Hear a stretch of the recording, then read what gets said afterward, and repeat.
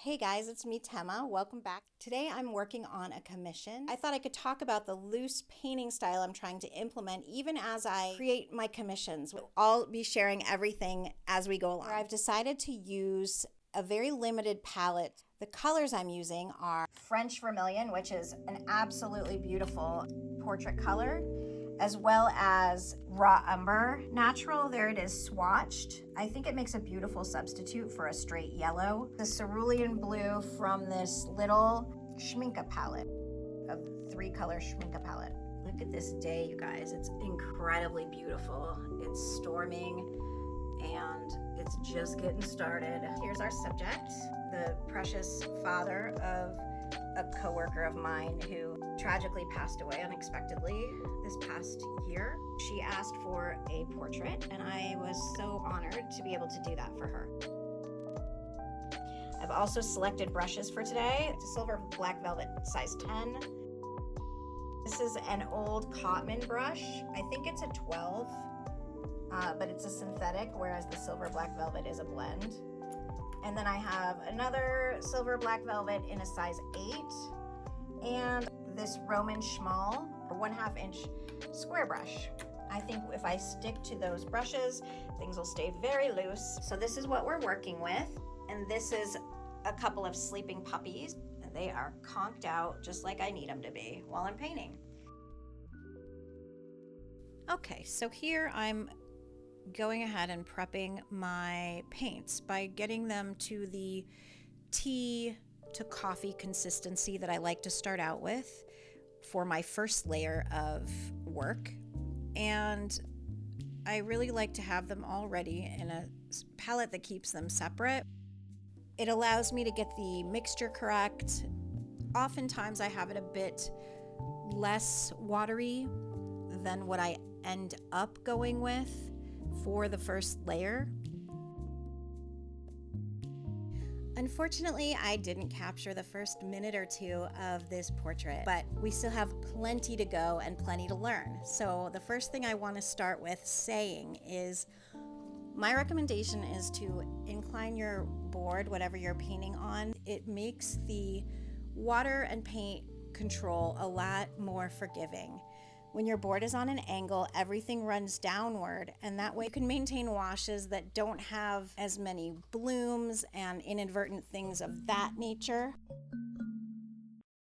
I tried to use strokes for his shirt that were kind of loose and utilized the dry brushing effect in order to create some light effects on his shoulders and neck area where they were in the photo.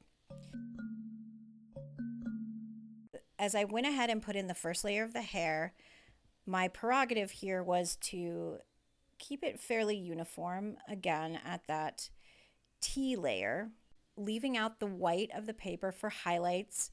And then I quickly went in with a slightly denser layer of paint, probably coffee to milk, and added in a bit of shadowing in the hair so that the wet on wet technique could soften those strokes.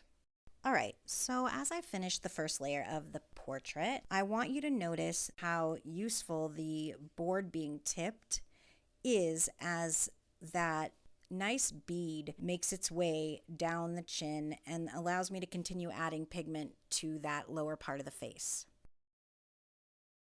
Okay, so I use Adobe Fresco when I'm getting ready to paint my watercolor portraits, and I put the photos into the program, and I can do all kinds of things with them there. Let's get started and look at 2 tips. Here you can see there is a lot of yellow kind of in his forehead here, as well as some red and shadows, that the cheeks are more pink, and then there's more bluish coloring down here and around his nose and mouth area lower.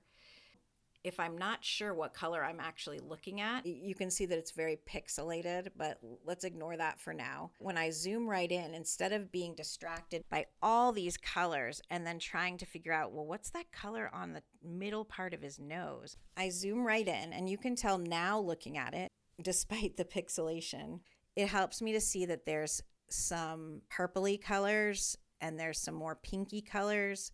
There's also some deep, dark, kind of almost a bluish black under the nostrils. and beside the nose, and it just really helps to delineate the color. Now, if I can't still tell what color it is, this is the next trick.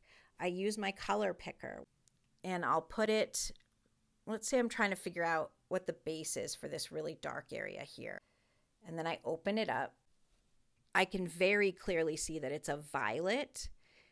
It's a reddish violet versus a bluish violet if you look at where it sits on the color wheel. And so it's much warmer than cool, and it's right about in the middle of the saturation range, definitely going deeper into the shadow area. As I'm going in now for the second layer of paint, here again now you can see how valuable it is to have that board at an angle. It allows you to really work with the bead. The paint bead is very important. It's what allows you to keep your layer wet. You can grab that bead, and as long as it's there, you're not going to create blooms and you're not going to create drying lines. Here I am going around the painting, further delineating the three-dimensional nature of his face. And I'm varying my colors from area to area and allowing them to mix with one another on the page. Because he has such wonderfully sculpted features on his face, it really allows me to play with adding paint that effectively displays all the different contours.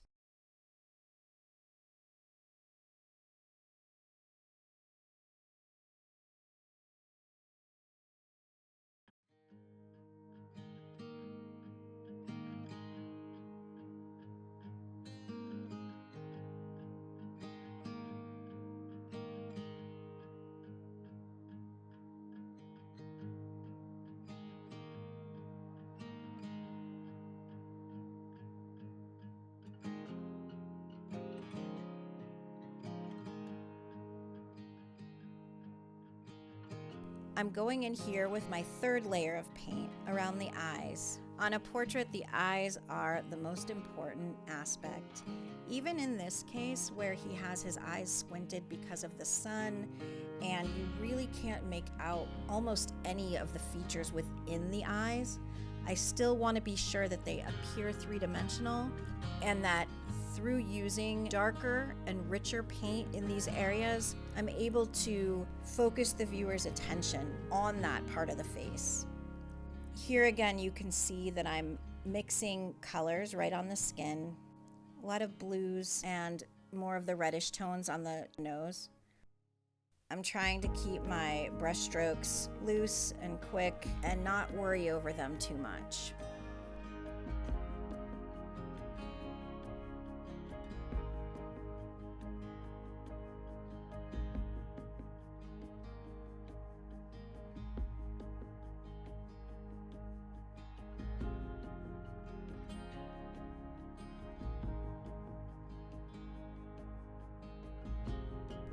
Going around the mouth, this is where we get to use negative painting technique, and I'm going around the spaces underneath the teeth and under the lips where the shadow areas are without creating lines in between each tooth. I really like making portraits of smiling people, so I've had to kind of hone my ability to paint teeth. And we paint teeth by not painting the teeth, by just painting around the teeth. And I think it works out the best. Now I've moved my paint layer to one of definitely a milk or cream consistency. And I'm trying to deepen the shadows around the nose and the mouth. So far, I've kept my edges mostly soft, with the exception of the areas of the face where there are wrinkles or laugh lines, or for the borders of the face, where we can really use our hard edges to delineate those spaces. The areas where the planes of the face change, the upper cheeks going into the lower cheeks, the lateral parts of the face going into the frontal aspect of the face, and then all the areas where the eye orbits meet the nose and the forehead.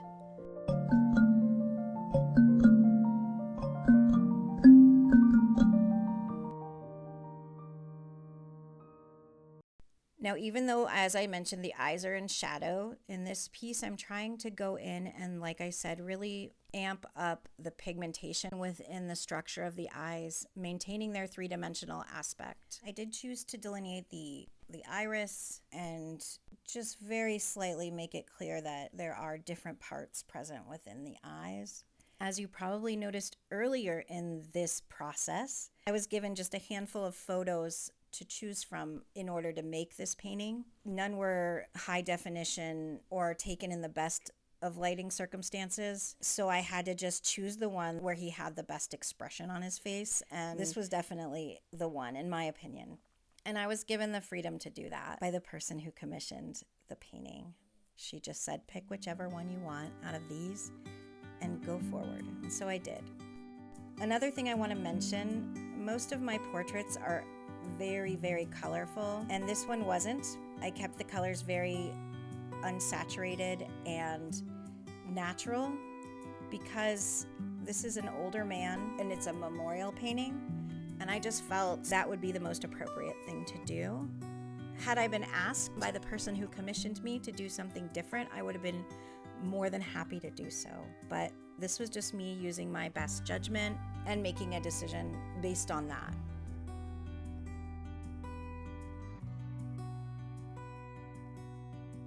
We're finishing up our third layer of paint, and I'm adding more shadows to the hair, deeper shadows to the hair, and to the right eye.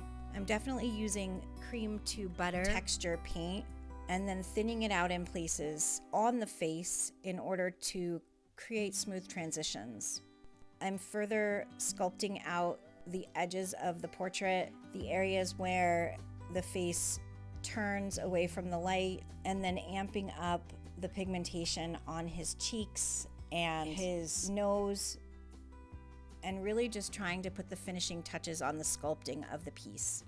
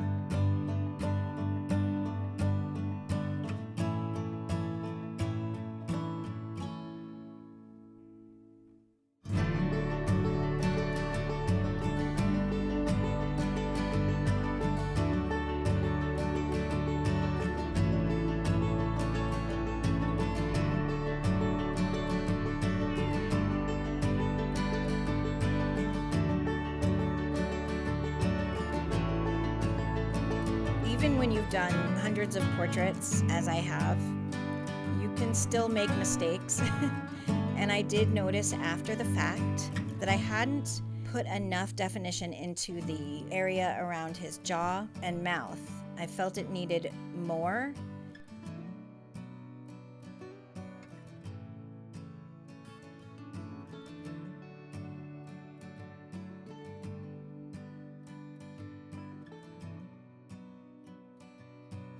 I also noticed that when I had been applying the negative painting technique around the teeth, I had managed to slightly shorten the level of the teeth, and this really threw off the likeness in the portrait, and I wasn't happy with it.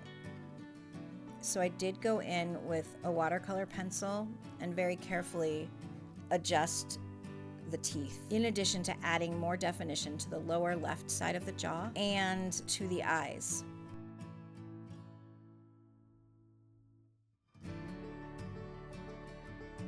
Even after removing the piece from the watercolor block, as you see me doing here, and cutting it down and getting it ready to sign and present. I had toyed with the idea of adding a background and ultimately decided against it. I feel this piece can stand on its own and might just be too busy if I add a background. So right now I want to show you the finished portrait, and I'd really like to know if there was anything you gained from this, or that you liked about it, or that you wish I would have added more to for the next one. I feel that while I am at the intermediate level, I obviously still have so much to learn. And I am learning all the time. And that's the information I want to share with you guys. I just wanted to thank you so much for dropping by and painting with me today. And I look forward to seeing you in the next video and hope you have a beautiful day. Bye-bye.